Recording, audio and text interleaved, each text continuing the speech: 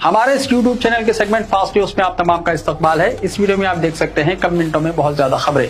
तो आइए शुरू करते हैं वीडियो को और देखते हैं आज की ताजा तरीन खबरें। घर में बाप की नाश, बेटी ने लिखा 10th क्लास का एग्जाम। वालिद के इंतकाल के बावजूद एक तालिबान ने 10th क्लास का एग्जाम लिखा।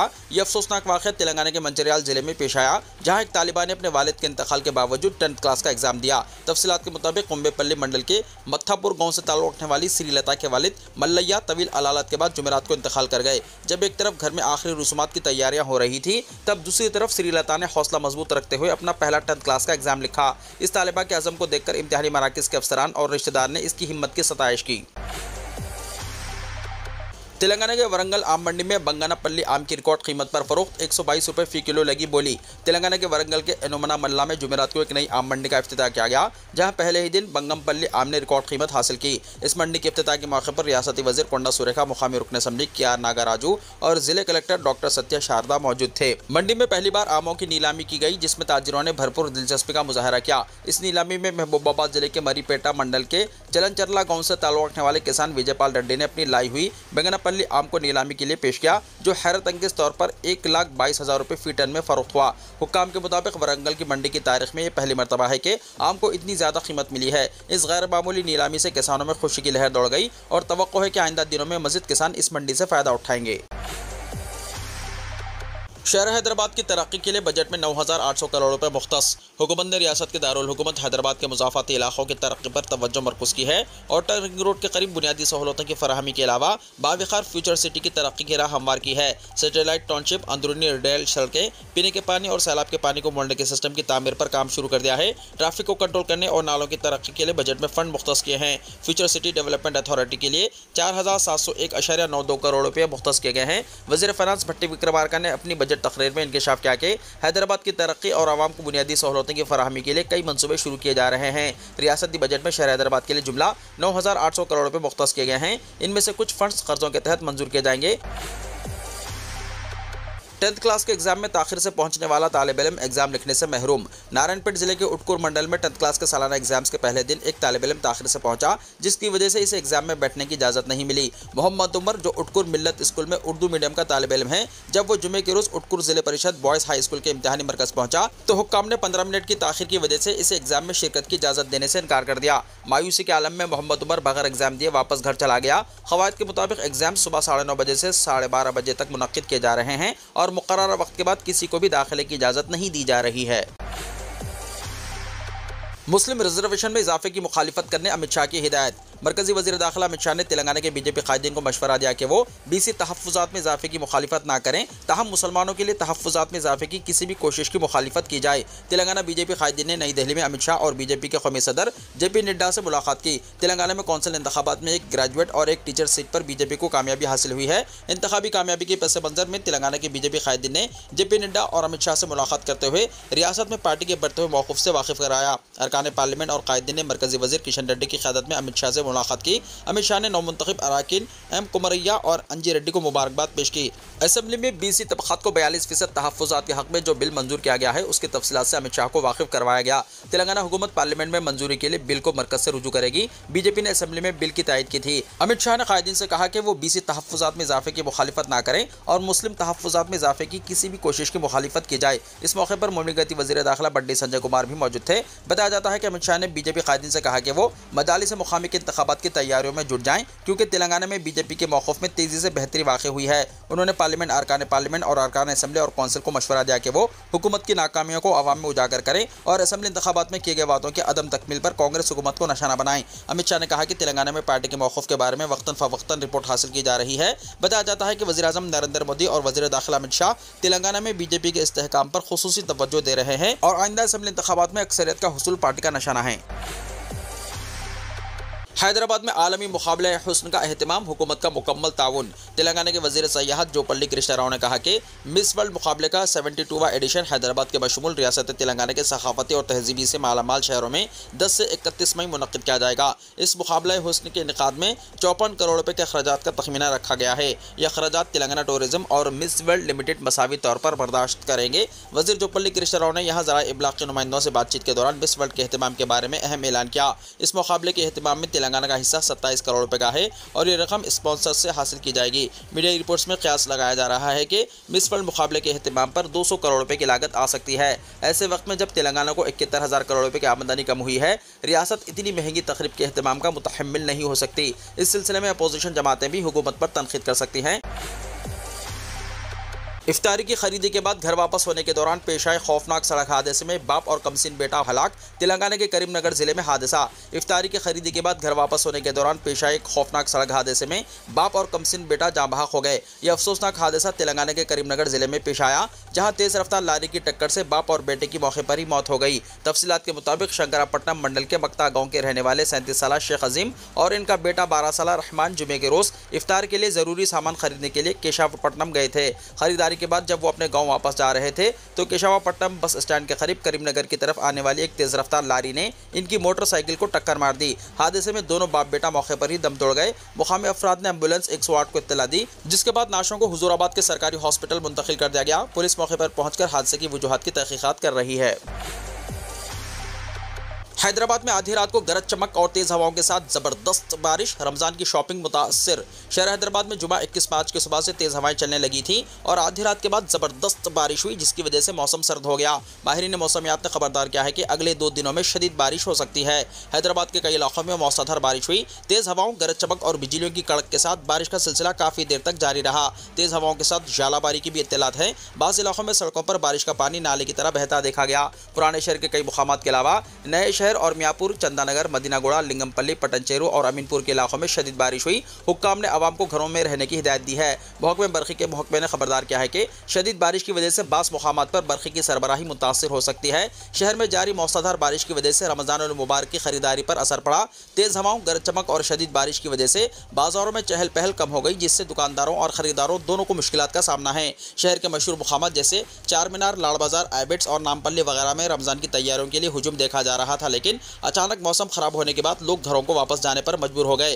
तेज बारिश की वजह से कई मुकामात पर पानी जमा हो गया, जिससे आमद-ओ-रफ्त में दुश्वारी हुई। कपड़ों, जूतों की खरीदारी के लिए आए शहरियों ने शिकायत की कि बारिश की वजह से इन्हें खरीदारी मुकम्मल किए बगैर ही वापस जाना पड़ा। दुकानदार भी परेशान नजर आए क्योंकि बारिश की वजह से उनका कारोबार मुतासिर हुआ। हुक्काम ने आवाम को गैर जरूरी तौर पर घरों से बाहर ना निकलने की हिदायत दी है, क्योंकि बाज़ इलाकों में बरक़ी सरबराही मुतासिर हो सकती है और सड़कों पर पानी जमा होने की वजह से हादसात का खदशा है। शहरियों से मोहतात रहने की ख्वाहिश की गई है। माहिरीन मौसमियात के मुताबिक अगले 2 दिनों तक मज़ीद बारिश का इम्कान है, जिसकी वजह से खरीदारों और ताजिरों को मज़ीद मुश्किलात पेश आ सकती है। शहरियों ने हुकूमत से मुतालबा किया है कि बाजारों में नक्कासी आप के इंतजाम बेहतर किए जाएं, ताकि रमज़ान की खरीदारी बगैर किसी रुकावट के जारी रह सके। इसी तरह तेलंगाना भर से शदीद बारिश की इत्तलात हैं। आदिलाबाद और करीमनगर के कई इलाकों में तेज हवाओं, गरज चमक और झालाबारी के साथ बारिश का सिलसिला जारी है। इस सूरत हाल में चीफ मिनिस्टर रेवंत रेड्डी ने हुक्काम को अलर्ट कर दिया है। उन्होंने तमाम सरकारी महकमों को चौकन्ना रहने और आवाम को किसी भी मुश्किल का सामना न करने के लिए ज़रूरी इक़दाम करने की हिदायत दी है। जानी और माली नुकसान से बचने के लिए पेशगी एहतियाती तदाबीर इख्तियार करने का हुक्म दिया है। रेवंत रेड्डी ने चीफ सेक्रेटरी शांति कुमारी को हिदायत दी है कि फौरी तौर पर मुतल्लिक़ा अज़ला के कलेक्टर्स के साथ वीडियो कॉन्फ्रेंस करें। विकाराबाद में सड़कें न होने से शादियों में रुकावट। स्पीकर जी प्रसाद कुमार के रिमार्क पर असम्बली में कहकह है। रियासती असम्बली में कल उस वक्त दिलचस्प वाक़या पेश आया जहां बजट मुबाहिस के दौरान सड़कों की तामीर से मुताल्लिक़ वज़ीर इमारत व शवारे कोमट रेड्डी, वेंकट रेड्डी और BRS के रुकन हरीश राव के दरमियान लफ्ज़ी जंग जारी थी। एंड उसी वक्त स्पीकर असम्बली जी प्रसाद कुमार ने हरीश राव की जानिब से BRS दौर में रियासत भर में सड़कों की तामीर करने के दावे पर फौरी रद्दबल जाहिर करते हुए कहा कि इनके ज़िले विकाराबाद में सड़कें न होने की वजह से यहाँ के लड़कों को शादी के लिए लड़कियाँ नहीं दी जा रही है। स्पीकर असेंबली के इस रिमार्क पर ऐवान में कहकहे शुरू हो गए। हुक्मरान जमात के अरकान ने स्पीकर के इस रिमार्क पर BRS के खिलाफ शर्म शर्म के नारे लगाए। बादअज़ा हरीश राव ने अपनी तकरीर को जारी रखते हुए कहा कि BRS दौरे हुकूमत में पुराने मंडलों के मुताबिक सड़कों की तामीर अमल में लाई थी। नशे में धुत बीजेपी लीडर के बेटे ने तेज रफ्तार कार फुटपाथ पर चढ़ा दी। करीमनगर के साबिक मेयर और बीजेपी लीडर सुनील राव के बेटे प्रद्युमन ने शराब के नशे में कार चलाते हुए संगीन हादसा कर दिया, जिसके बाद पुलिस ने इसके खिलाफ मुकदमा दर्ज कर लिया है। जराये के मुताबिक प्रद्युमन अपने 2 दोस्तों के साथ जुबली हिल्स के इलाके में पार्टी के बाद शराब नोशी करके निकला। तीनों कार में सवार होकर तेज रफ्तारी और गैर मोहतात अंदाज में ड्राइविंग कर रहे थे।